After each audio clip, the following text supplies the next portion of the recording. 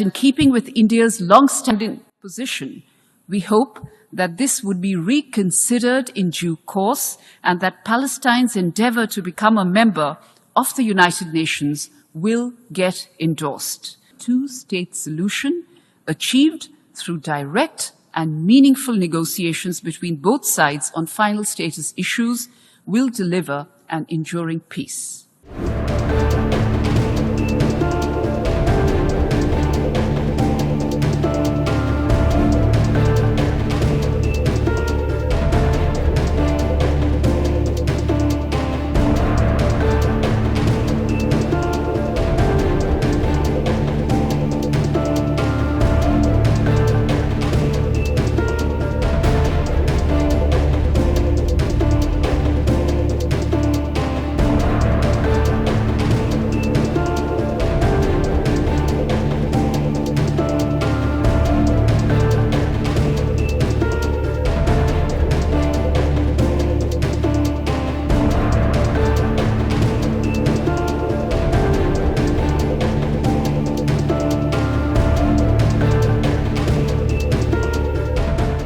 Thank you, Mr. President, for convening this plenary meeting of the General Assembly following the veto cast by a permanent member of the Security Council on 18 April on Palestine's application for admission to the United Nations.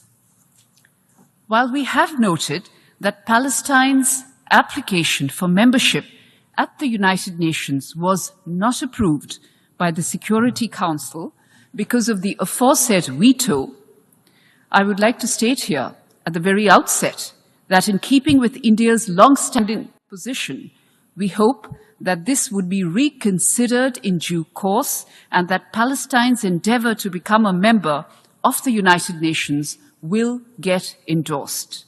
As for India's position on the conflict, I will make the following 4 brief points. 1. The ongoing conflict between Israel and Hamas has led to a large-scale loss of civilian lives, especially women and children, and a humanitarian crisis, which is simply unacceptable. We have strongly condemned the deaths of civilians in the conflict. We firmly believe that international law and international humanitarian law must be respected by everyone under all circumstances. 2, the terror attacks in Israel on 7 October were shocking, and they deserve our unequivocal condemnation. There can be no justification for terrorism and hostage-taking. India has a long-standing and uncompromising position against terrorism in all its forms and manifestations, and we demand the immediate and unconditional release of all hostages. 3, it is imperative that humanitarian aid to the people of Gaza be scaled up immediately in order to avert a further deterioration in the situation. We urge all parties to come together in this endeavor. We welcome the efforts of the United Nations and the international community in this regard. I will state here that India has provided humanitarian aid to the people of Palestine and that we will continue to do so. 4, my final point, my leadership has repeatedly emphasized that only a two-state solution achieved through direct and meaningful negotiations between both sides on final status issues will deliver an enduring peace.